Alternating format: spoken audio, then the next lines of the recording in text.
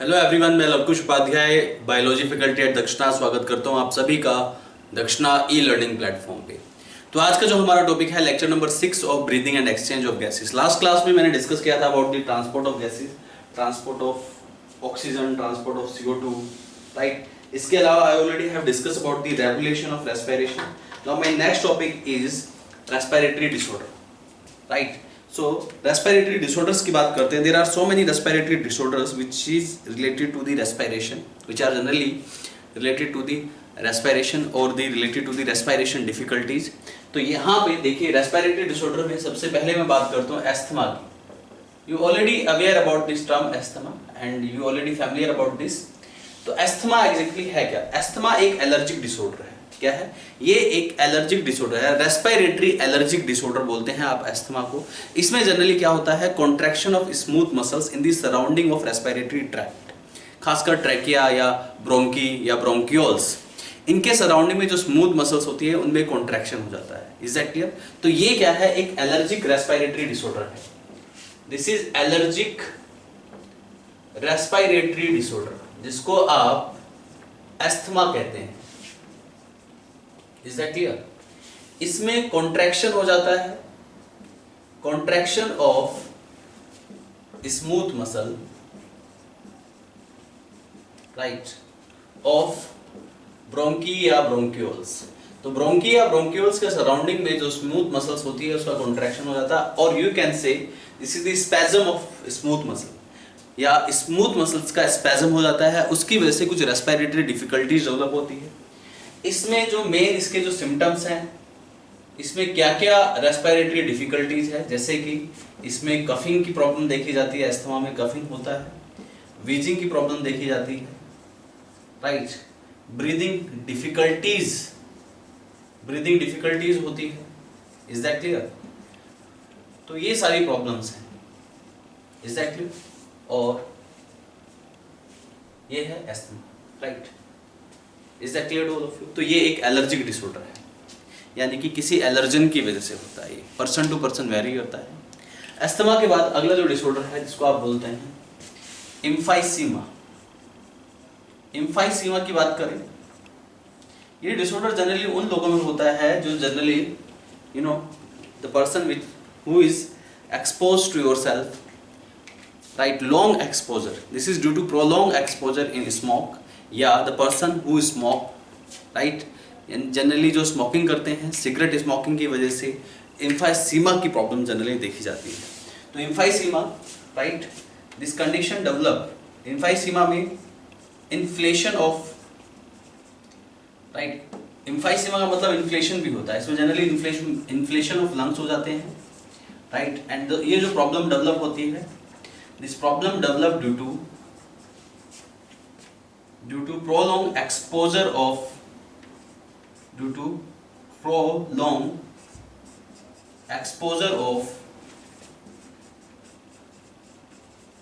smoke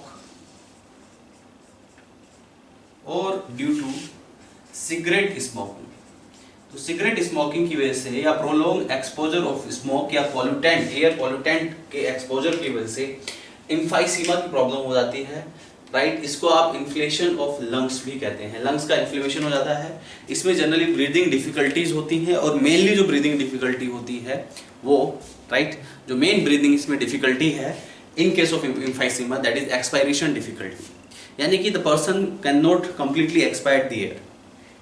पूरा expiration करने के बावजूद भी air remain filled with lungs will remain filled with the air, right. तो ये कंडीशन देखी जाती है एम्फाइसीमा में। इन केस ऑफ एम्फाइसीमा ये एक तरह की ब्रीदिंग डिफिकल्टीज है। This is breathing difficulty, right. खासकर इसमें this is the problems in expiration. Expiration पूरी तरीके से नहीं हो पाता है। Is that clear? Breathing difficulties की प्रॉब्लम होती है इन केस ऑफ एम्फाइसीमा। इसमें एग्जैक्टली क्या होता है? इस कंडीशन में जो एल्वुलाई है उसकी इलास्टिसिटी लूज हो जाती है, राइट। तो इलास्टिसिटी लूज हो जाने की वजह से, एल्वुलाई की जो इलास्टिसिटी है वो लूज हो जाने की वजह से ये प्रॉब्लम ज़्यादा डेवलप होती है। Losing of elasticity of alveoli, alveoli की इलास्टिसिटी लूज हो जाने की वजह से ये प्रॉब्लम ज़्यादा डेवलप होती है, right? Is that clear to all of you? तो एल्वेलाई की इलास्टिसिटी लूज हो जाती है जिसकी वजह से एक्सपायरेशन पूरी तरीके से नहीं हो पाता है, और ये प्रॉब्लम जनरली सिगरेट स्मोकिंग की वजह से होती है। अगर एक पर्टिकुलर टाइम पीरियड के दौरान एक लंबे टाइम के दौरान, राइट, लंबे टाइम तक कोई कंटिन्यूस स्मोकिंग करता है तो कंटिन्यूस स्मोकिंग की वजह से एम्फाइसीमा जैसी प्रॉब्लम डेवलप हो जाती है। तो ये हो गया एस्थमा, एम्फाइसीमा। ऐसे ही एक कंडीशन है, एक डिसऑर्डर है जिसको आप बोलते हैं ऑक्यूपेशनल रेस्पिरेटरी डिसऑर्डर। ऑक्यूपेशन का मतलब समझते ही हैं आप। ऑक्यूपेशनल रेस्पिरेटरी डिसऑर्डर का मतलब क्या है? ये डिसऑर्डर जनरली उन लोगों के होते हैं जो कि ऐसी इंडस्ट्रीज में काम करते हैं जहां पे डस्ट निकलती है, फ्यूम्स निकलती है या हार्मफुल गैसेस निकलती हैं। तो ऐसी इंडस्ट्री में काम करने वाले लोगों को जो डिसऑर्डर्स होते हैं उनको आप ऑक्यूपेशनल रेस्पिरेटरी डिसऑर्डर्स कहते हैं, राइट? सच डिसऑर्डर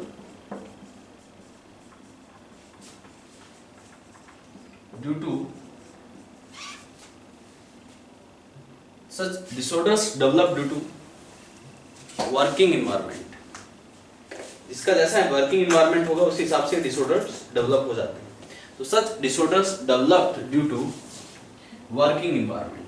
तो वर्किंग एनवायरनमेंट के ऊपर डिपेंड करता है, उनके प्रोफेशनल जो एनवायरनमेंट है, उनका जो वर्किंग एनवायरनमेंट है जहाँ पे वो काम कर रहे हैं, वो इन्वायरमेंट में अगर गैसेस, फ्यूम्स या डस्ट ये ज़्यादा निकलते हैं तो उनको ऑक्यूपेशनल रेस्पिरेटरी डिसऑर्डर्स होते हैं। Such disorders develop due to working environment. तो जो वर्किंग एनवायरनमेंट है उस एनवायरनमेंट के हिसाब से ये डिसऑर्डर्स डेवलप होते हैं, राइट? और even you can say such disorder develop due to prolong exposure of gases, harmful gases, fumes या फिर डस्ट जैसी प्रॉब्लम, राइट? इसके काफी सारे एग्जांपल है, जैसे कि सिलिकोसिस। जैसे कि एक एग्जांपल है सिलिकोसिस। सिलिकोसिस जो डेवलप होती है condition due to prolong exposure of silica. अगर कोई पर्सन सिलिका के एक्सपोजर में है तो उसको सिलिकोसिस की प्रॉब्लम हो सकती है। So this is the condition that develop due to prolong exposure due to silica.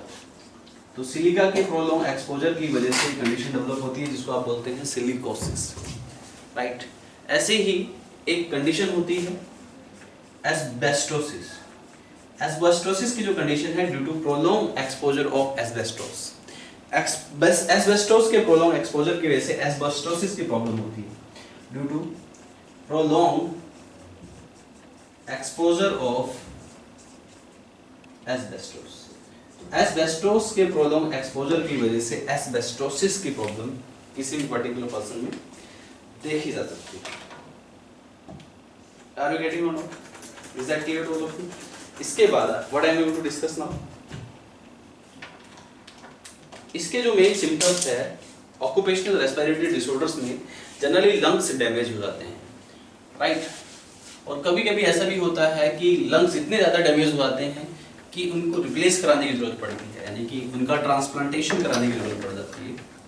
तो ये लंग्स को एडवर्सली इन्फ्लुएंस करते हैं। तो ऐसे केस में या तो इंसान को वो काम छोड़ देना चाहिए या फिर उसको कुछ प्रोटेक्टिव मास्क का इस्तेमाल करना चाहिए जो कि उसको उन हार्मफुल गैसेस से, डस्ट से, फ्यूम से प्रोटेक्ट करे। Are you getting? तो ऑक्यूपेशनल रेस्पिरेटरी डिसऑर्डर्स के जो मेन सिम्टम्स हैं, you must understand about this, listen carefully. What are the main symptoms of occupational respiratory disorders? ध्यान दीजिए। तो इसके सिम्टम्स लिखिए, जैसे कि स्वेलिंग इन लंग्स, लंग्स में स्वेलिंग हो जाती है, रेडनेस हो जाती है, इन्फ्लेमेशन हो जाता है लंग्स में। Is that clear to all of you? Right? Spongy जो टिश्यू है उसकी थिकनेस बढ़नी स्टार्ट हो जाती है जिसको आप फाइब्रोसिस भी कहते हैं, राइट? लंग्स पूरी तरीके से एयर को इनहेलेशन में प्रॉब्लम होती है, ब्रीदिंग डिफिकल्टीज डेवलप हो जाती है। So many problems related to the occupational respiratory disorders. तो सिलिकोसिस, एस्बेस्टोसिस ये प्रॉब्लम्स हैं ऑक्यूपेशनल रेस्पिरेटरी डिसऑर्डर्स में। ठीक है, तो ये सिम्टम्स मैंने आपको बता दिए। Inflammation of lungs. इसके बाद अगला जो डिसऑर्डर है जिसको आप कहते हैं एल्टीट्यूड सिकनेस। एल्टीट्यूड सिकनेस क्या है? राइट, अगर आप किसी हिली एरियाज में जाते हैं, हाई माउंटेन एरिया में जाते हैं, तो वहाँ पे लो एटमॉस्फेरिक प्रेशर होता है, और अगर लो एटमॉस्फेरिक प्रेशर होगा तो आप सफिशिएंट अमाउंट में ऑक्सीजन नहीं ले पाएंगे। राइट, तो उसकी वजह से काफ़ी सारी ऑक्सीजन की कमी की वजह से काफ़ी सारी प्रॉब्लम्स डेवलप होती है। तो एटमॉस्फेरिक प्रेशर कम होने की वजह से प्रॉपर आप जो है ऑक्सीजन या एयर नहीं ले पाते हैं, तो उस केस में बहुत सारी प्रॉब्लम्स डेवलप हो जाती है, जिसको आप एल्टीट्यूड सिकनेस कहते हैं। तो एक कंडीशन है जिसको आप बोलते हैं एल्टीट्यूड सिकनेस। अगर एल्टीट्यूड सिकनेस की हम बात करें तो in case of altitude sickness, right, what happen exactly in case of altitude sickness, this जो कंडीशन है एल्टीट्यूड सिकनेस वाली जो प्रॉब्लम्स है, this problem develop at high mountain area. जो हाई माउंटेन एरिया है, इज दैट क्लियर, वहां पे ये कंडीशन डेवलप होती है, and due to low atmospheric pressure.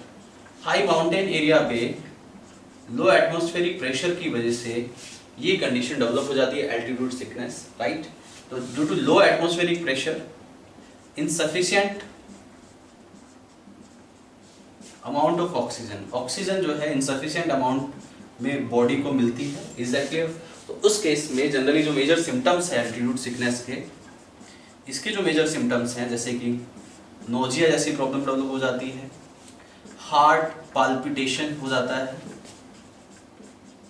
ठीक है, इज दैट क्लियर? इसमें जो है वॉमिटिंग जैसा फील होता है। राइट, फीवर जैसी कंडीशन डेवलप हो जाती है, चिलनेस जैसी कंडीशन डेवलप हो जाती है। तो ये सारी डिफिकल्टीज एल्टीट्यूड सिकनेस में देखी जाती है। ऐसी ही एक डिजीज होती है जिसको आप बोलते हैं काइसन्स डिजीज। काइसन्स डिजीज, और इसको आप बैंड्स डिजीज भी बोलते हैं। तो काइसन डिजीज और बैंड्स डिजीज क्या है? ये जनरली प्रॉब्लम देखी जाती है डाइवर्स में, जो गोताखोर होते हैं। राइट, जो समुद्रों में यानी कि जो ओशियंस है, सीज में छलांग लगाते हैं, डाइवर्स में ये कंडीशन देखी जाती है। तो डाइवर्स जब ओशियन की डेप्थ में जाते हैं तो वहाँ पे प्रेशर ज़्यादा होता है। राइट, और वो प्रेशर जो होता है बिल्कुल क्रशिंग प्रेशर होता है। उसकी वजह से क्या होता है कि एयर ज़्यादा से ज़्यादा डिफ्यूज हो जाती है बॉडी में, नाइट्रोजन भी डिफ्यूज हो जाती है, और नाइट्रोजन के डिफ्यूज हो जाने की वजह से नाइट्रोजन बॉडी के ब्लड में डिफ्यूज हो जाता है, फैट में डिफ्यूज हो जाता है, कभी कभी नाइट्रोजन बबल्स भी बन जाते हैं। तो उसकी वजह से काफ़ी सारी प्रॉब्लम्स डेवलप हो सकती है डाइवर्स के साथ। Is that clear to all of you? बात समझ में आ रही है? तो ये जो होती है, this problem mainly occur in diverse. जो डाइवर्स हैं, डाइवर्स जो होते हैं गोताखोर जिनको आप बोलते हैं, तो ये प्रॉब्लम डाइवर्स में देखी जाती है। Right, and this problem develop at the depth of ocean due to high pressure की वजह से ये प्रॉब्लम डेवलप होती है। In this case air diffuse into blood, right? यहाँ पे मेनली जो एयर में कंपोजिशन नाइट्रोजन डिफ्यूज हो जाती है in blood and fat। Nitrogen blood और फैट में डिफ्यूज हो जाती है in case of Kaisen disease और बैंड डिजीज। ये पॉइंट आपको लिखना है। नाइट्रोजन के डिफ्यूज हो जाने की वजह से कभी कभी नाइट्रोजन बबल्स की भी फॉर्मेशन होती है, नाइट्रोजन बबल्स फॉर्मेशन। तो यहाँ पे नाइट्रोजन बबल्स की भी फॉर्मेशन टेक प्लेस करती है due to this caisson disease और due to this bends disease. Is that clear? Nitrogen bubbles की फॉर्मेशन की वजह से काफी सारी प्रॉब्लम्स होती हैं। इसके सिम्टम्स जैसे कि लोकल पेन्स, इचिंग जैसी प्रॉब्लम, रेडनेस जैसी प्रॉब्लम, स्किन में रेडनेस हो जाती है, इचिंग हो जाती है, पैरालाइसिस भी हो जाता है, और कुछ कंडीशन में डेथ भी टेक प्लेस कर सकती है, डेथ में होगा। राइट, तो ये काइसन्स डिजीज और बैंड डिजीज, तो ये पॉइंट्स आपको लिखने हैं, ये क्वेश्चंस एग्जाम में फ्रेम हो जाते हैं, राइट। इसके बाद another one is that I am going to discuss,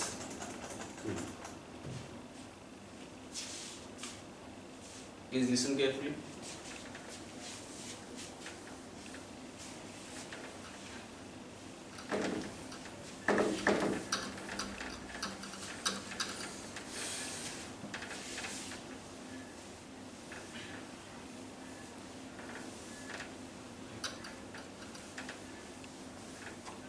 ध्यान दीजिए, राइट। और भी यहाँ पे रेस्पिरेटरी रिलेटेड कंडीशंस और डिसऑर्डर्स जो है डेवलप हो जाते हैं, you must understand about this.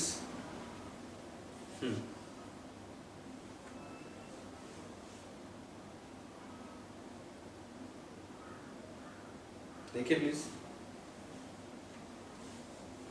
इसके बाद है यहाँ पे एक कंडीशन होती है जिसको आप बोलते हैं hypoxia. This is the shortage of oxygen in the tissues. अगर टिश्यूज में ऑक्सीजन की शॉर्टेज हो जाती है, this condition called hypoxia. Shortage of oxygen in tissues, tissues तक ऑक्सीजन सप्लाई प्रॉपर्ली नहीं हो पाती है, shortage of oxygen in tissue, that is called hypoxia. एक कंडीशन है जिसको आप बोलते हैं anoxia. This is shortage of oxygen, oxygen की शॉर्टेज है इन इंस्पायर्ड एयर, जो इंस्पायर्ड एयर है उसमें अगर ऑक्सीजन की शॉर्टेज है, that you called anoxia. Is that clear? एक कंडीशन होती है हाइपरकैप्निया। हाइपरकैप्निया क्या है? Hypercapnia, this is the increasing CO2 level in the blood और द टिश्यू, राइट। अगर ब्लड में CO2 लेवल बढ़ता है due to lack of oxygen, that you called hypercapnia. Increasing CO2 level in blood. Is that clear to all of you? एक condition होती है एस्फाइक्सिया। एस्फाइक्सिया को आप जनरल टर्म में सफोकेशन भी बोलते हैं। ये सफोकेशन और एस्फाइक्सिया क्यों होता है? Due to two conditions, one is hypercapnia and another is hypocapnia. तो दो कंडीशन को ऐड कर दीजिए, उसकी वजह से सफोकेशन होता है। हाइपरकैप्निया यानी कि ब्लड में CO2 का लेवल ज्यादा बढ़ता है, तो उसकी वजह से टिश्यूज में ऑक्सीजन का लेवल कम हो जाता है हाइपोक्सिया की वजह से। तो हाइपोक्सिया और हाइपरकैप्निया दोनों को कंबाइन करके आप एस्फाइक्सिया बनाते हैं, यानी कि suffocation will take place. Is that clear? And death में be occur due to this suffocation. Suffocation की वजह से किसी पर्सन की डेथ भी हो सकती है। Is that clear? तो हाइपोक्सिया, एनोक्सिया, हाइपरकैप्निया, एस्फाइक्सिया, ऐसे ही एक कंडीशन होती है एपनिया। एपनिया मतलब एब्सेंस ऑफ ब्रीदिंग। अगर कोई पर्टिकुलर पर्सन ब्रीदिंग करना बंद कर दे, उस कंडीशन को आप एपनिया कहते हैं, एब्सेंस ऑफ ब्रीदिंग। ऐसे ही एक कंडीशन होती है जिसको आप बोलते हैं डिसएपनिया। डिसएपनिया में क्या होता है? In case of dyspnoea, this is the painful breathing. Painful breathing को आप डिसएपनिया कहते हैं। ऐसे ही एक टर्म है जिसको आप बोलते हैं, तो एपनिया, डिसएपनिया, ऐसे ही एक टर्म है जिसको आप बोलते हैं, राइट, हाइपोपनिया। हाइपोपनिया मतलब शॉर्ट ब्रीदिंग। हाइपोपनिया मतलब ब्रीदिंग रेट अगर स्लो है, slow breathing rate, that you called hypopnoea. Slow breathing rate को आप हाइपोपनिया कहते हैं। एक होता है hyperpnoea. Hyperpnoea, hyperpnoea मतलब फास्ट ब्रीदिंग रेट कंडीशन को हाइपर एपनिया बोला जाता है। Fast breathing rate, that you called hyperpnoea. Is that clear? बात समझ में आ रही है? कुछ और भी यहाँ पे टर्म्स हैं, जैसे कि आपने एक कंडीशन सुनी होगी यॉनिंग के बारे में। यॉनिंग क्या है? This is the prolong, right, this is the prolong inspiration. आप लंबा इंस्पायरेशन करते हैं, उसे आप यॉनिंग कहते हैं। Prolong inspiration, right. कभी कभी लंबा आप जो है प्रोलॉन्ग इंस्पायरेशन करते हैं, दैट यू कॉल्ड यॉर्निंग। और ये जो होते हैं कंडीशन डेवलप होती है due to lack of oxygen in blood, right. अगर ब्लड में ऑक्सीजन की कमी हो जाती है तो ऑक्सीजन टेंशन घट जाने की वजह से प्रोलॉन्ग इनवॉलंटरी इंस्पायरेशन को आप कहते हैं यॉर्निंग, राइट। तो प्रोलॉन्ग इंस्पायरेशन ड्यू टू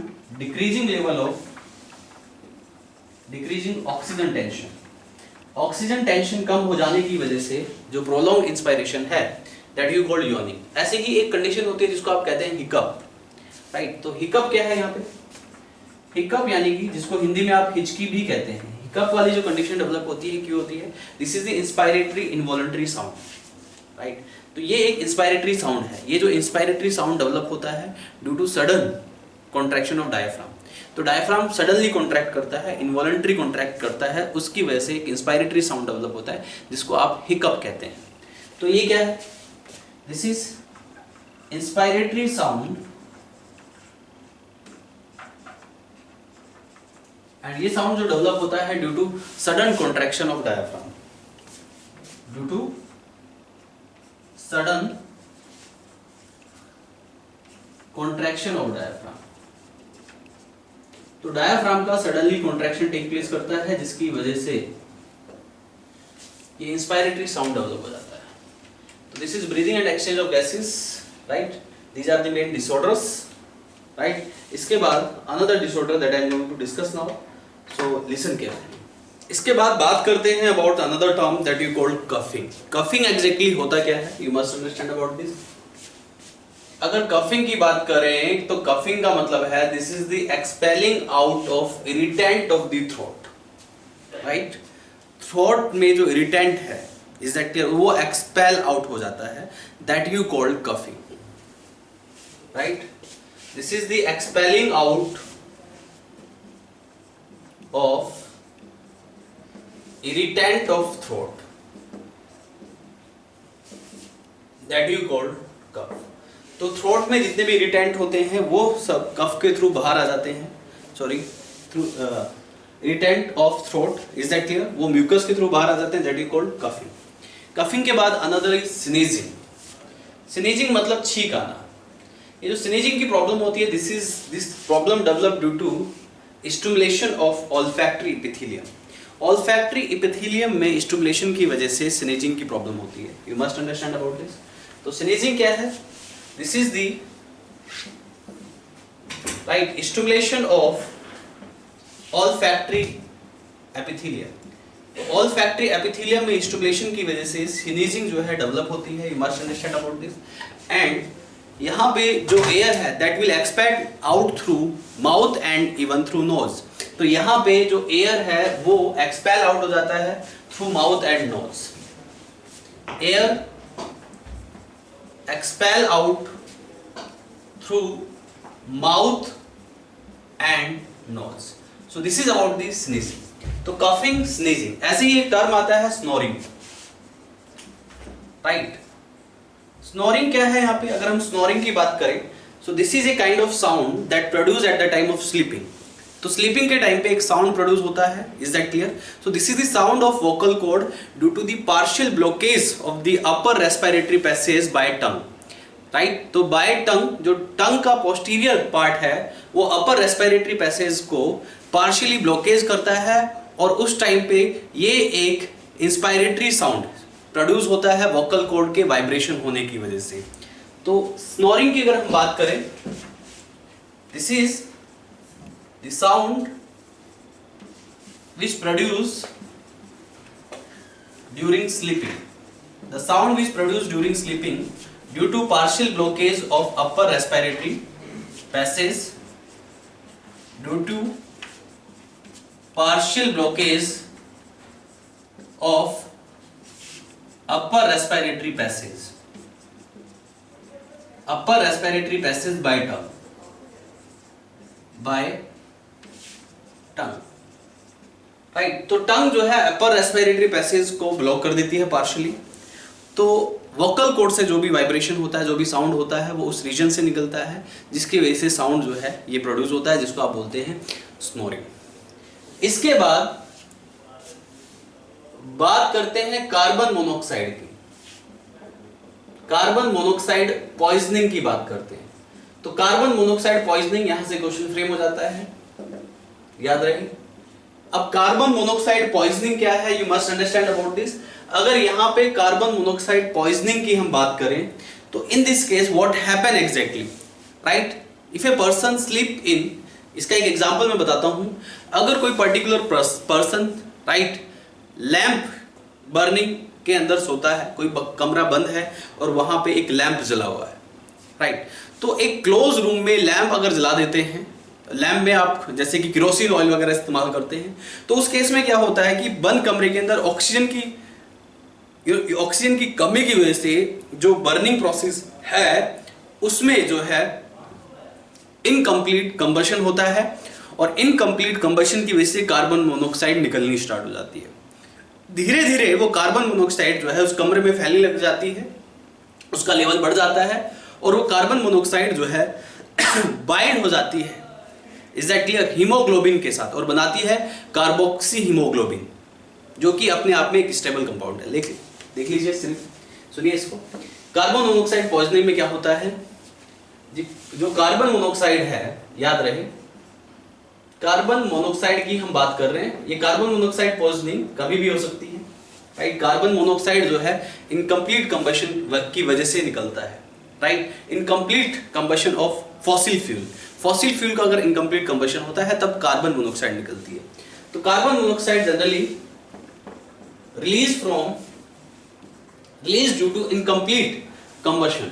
तो ये इनकम्प्लीट कंबशन की वजह से, अगर ऑक्सीजन प्रॉपर नहीं है तो इनकम्प्लीट कंबशन की वजह से कार्बन मोनोऑक्साइड रिलीज होती है, राइट। तो carbon monoxide release due to incomplete combustion, तो इनकम्प्लीट कंबशन की वजह से कार्बन मोनोऑक्साइड निकलती है। एग्जैक्टली मैंने बर्निंग लैंप का एग्जांपल बताया आपको कि अगर बर्निंग लैंप है तो उसमें अगर इनकम्प्लीट कंबशन होता है, ऑक्सीजन की कमी की वजह से जनरली इनकम्प्लीट कंबशन होता है, तो वहां पे CO2 की बजाय कार्बन मोनोऑक्साइड निकलनी स्टार्ट हो जाती है। अब ये जो कार्बन मोनोऑक्साइड है ये बाइंड विद हीमोग्लोबिन, किसके साथ? Bind with haemoglobin. ये हीमोग्लोबिन के साथ बाइंड होता है, और हीमोग्लोबिन के साथ बाइंड होने के बाद एंड फॉर्म कार्बोक्सी हीमोग्लोबिन। क्या बनाता है? कार्बोक्सी हीमोग्लोबिन बनाता है। ये जो कार्बोक्सी हीमोग्लोबिन है, तो ये जो कार्बोक्सी हीमोग्लोबिन की मैं बात कर रहा हूं, this carboxy haemoglobin is a stable compound. ये एक स्टेबल कंपाउंड बन जाता है, और ये एक इरिवर्सिबल कंपाउंड है, परमानेंट एक कंपाउंड बन गया है ये। तो हीमोग्लोबिन का इस्तेमाल कर लेता है कार्बन मोनोऑक्साइड, कार्बोक्सी हीमोग्लोबिन बनाता है जो कि एक स्टेबल कंपाउंड है, राइट। तो ये एक इरिवर्सिबल कंपाउंड बनता है। इसके केस में जैसे जैसे कार्बन मोनोऑक्साइड का लेवल बढ़ता जाएगा वैसे वैसे आप इंस्पायर करेंगे कार्बन मोनोऑक्साइड को, और वैसे वैसे हीमोग्लोबिन के साथ वो स्टेबल कंपाउंड बना लेगा। तो यहाँ पे जो फ्री हीमोग्लोबिन है, राइट, उसका जो नंबर है वो रिड्यूस हो जाएगा, और अगर हीमोग्लोबिन रिड्यूस हो गया तो ऑक्सीजन बाइंड नहीं कर पाएगी, राइट। और एक चीज और मैं आपको बता दूं, यहाँ पे जो कार्बन मोनोऑक्साइड की बाइंडिंग एफिनिटी होती है वो ऑक्सीजन से 250 टाइम्स ज्यादा होती है, राइट। यानी कि carbon monoxide 250 times faster than oxygen in case of binding, और ये एक परमानेंट कंपाउंड बना देता है, जिसकी वजह से वो ब्रेक नहीं करता है, हीमोग्लोबिन से रिलीज नहीं होता है, परमानेंटली हीमोग्लोबिन का इस्तेमाल कर लेता है, और हीमोग्लोबिन का जो नंबर है वो ब्लड में रिड्यूस हो जाता है। अगर हीमोग्लोबिन का नंबर रिड्यूस होगा तो ऑक्सीजन के लिए फ्री हीमोग्लोबिन नहीं मिल पाएगा, और अगर ऑक्सीजन के लिए हीमोग्लोबिन नहीं मिल पाएगा तो बॉडी के अंदर ऑक्सीजन की शॉर्टेज हो जाएगी और फिर ट्रबल्स स्टार्ट हो जाएगी, राइट। तो ये बात आपको याद रखनी है। तो एक पॉइंट और लिखेगा आप, carbon monoxide having 250 times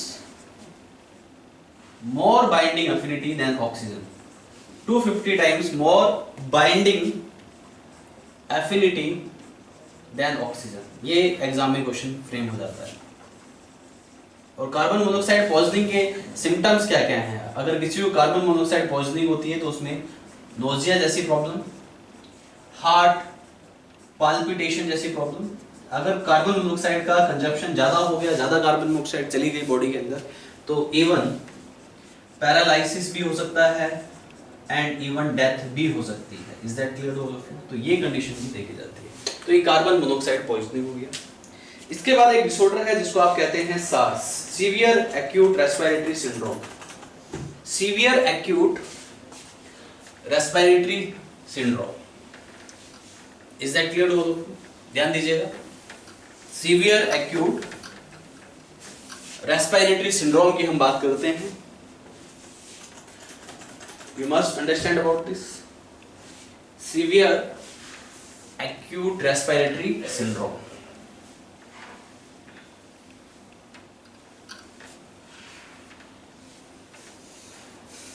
Severe acute respiratory syndrome की हम बात करते हैं। SARS यानी कि severe acute respiratory syndrome,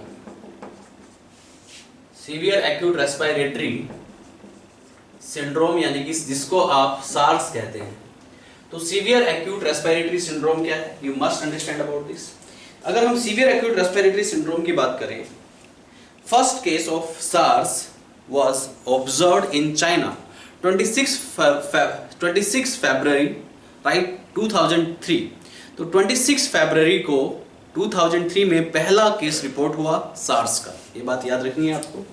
तो सार्स क्या है? फर्स्ट केस और the first patient was reported in China 26 फरवरी 2003 को पहला केस रिपोर्ट किया गया। ये सीवियर एक्यूट रेस्पिरेटरी सिंड्रोम क्या है? ये किसकी वजह से होता है? इसका जो कॉज है, the main cause of this disease is human corona virus. तो ह्यूमन कोरोना वायरस की वजह से सार्स की प्रॉब्लम डेवलप होती है। Corona virus, right, is that clear to all of you?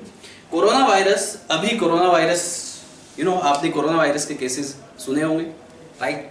तो जो कोरोना वायरस है, this is not new, this is very old. पहला जो कोरोना वायरस देखा गया था 2003 में। Is that clear to all of you? अभी का जो कोरोना वायरस है वो एक मॉडिफाइड वायरस है। Is that clear? तो इससे पहले 2003 में भी कोरोना वायरस का इन्फेक्शन जो है चाइना में स्प्रेड हुआ था। Is that clear to all of you? Human corona virus इसको बोलते हैं, जिसकी वजह से SARS, severe acute respiratory syndrome develop हुई। Is that clear to all of you? तो दिस इज जो कोरोना वायरस आजकल चल रहा है, this is the second time. Is that clear to all of you? इससे पहले 2003 में कोरोना वायरस को रिपोर्ट किया गया था एक पेशेंट में, राइट, 26 फरवरी 2003 को। एग्जैक्टली अगर मैं कोरोना वायरस की बात करूं तो this is the mutant form of influenza virus. Influenza virus का एक म्यूटेंट फॉर्म है जिसको आप कोरोना वायरस कहते हैं।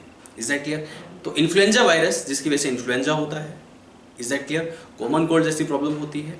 तो यहाँ पे इन्फ्लुएंजा वायरस का एक म्यूटेंट फॉर्म माना जाता है कोरोना वायरस को, राइट? तो जो पहला वाला कोरोना वायरस था, ये उसकी भी, अभी जो नया कोरोना वायरस आया है, ये उसकी म्यूटेंट फॉर्म है, ये भी कंसीडर किया जाता है। Is that clear? तो ये क्या है कोरोना वायरस की अगर मैं बात करूं तो human corona virus, this is the mutant form of influenza virus, mutant form of influenza virus. Is that clear? And this is very contagious, ये कॉन्टेजियस इन्फेक्शन, यानी कि कॉन्टेजियस मतलब बाय टच या अगर कोई किसी कॉन्टैक्ट में आ जाता है, राइट, तो उसकी वजह से, एयर ड्रॉपलेट्स की वजह से इन्फेक्शन आसानी से फैल सकता है। तो इसका जो इन्फेक्शन रेट है वो बहुत ज़्यादा है। Is that clear to all of you? अगर हम उस वायरस की जो 2003 में आया था और जो अभी आया है, तो दोनों में कंपेयर करें तो 2003 वाला वायरस ज़्यादा डेडली था, लेकिन वहाँ पे वो वायरस जो है, राइट, वो ज़्यादा वायरस टिका नहीं। Is that clear? जैसे ही गर्मी का सीजन आया तो समर सीजन में वो वायरस जो है अपने आप ही एलिमिनेट हो गया, लेकिन अभी का जो वायरस है वो ऐसा नहीं है। Is that clear to all of you? तो ये mutant form of influenza virus है जिसको आप ह्यूमन कोरोना वायरस बोलते हैं। और इसमें जो सिम्टम्स हैं, तो सिम्टम्स जो अभी का जो कोरोना वायरस है उसके और इसके सिम्टम्स ऑलमोस्ट कॉमन है, जैसे कि ड्राई कफ जैसी प्रॉब्लम होती है, dry cough, fever, chillness, vomiting, right.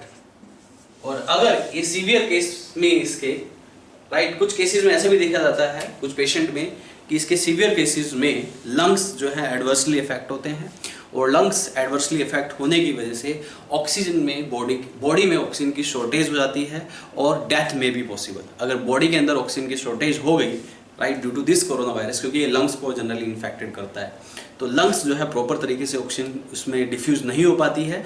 Oxygen की कमी की वजह से कभी कभी जो most vital organs of the body है उनमें ऑक्सीजन की सप्लाई की कमी हो जाती है, खासकर किडनी जैसे ऑर्गन्स, और किडनी जैसे ऑर्गन्स का फेलियर भी देखा जाता है, और फेलियर ऑफ किडनी जैसे ऑर्गन की वजह से डेथ में भी possible. So this is all about the respiratory disorders in this chapter. इसी के साथ रेस्पिरेटरी डिसऑर्डर के साथ इस चैप्टर को यहीं पे, एक चैप्टर जो है इतना ही है, इसको यहीं पे खत्म करते हैं। Is that clear to all of you?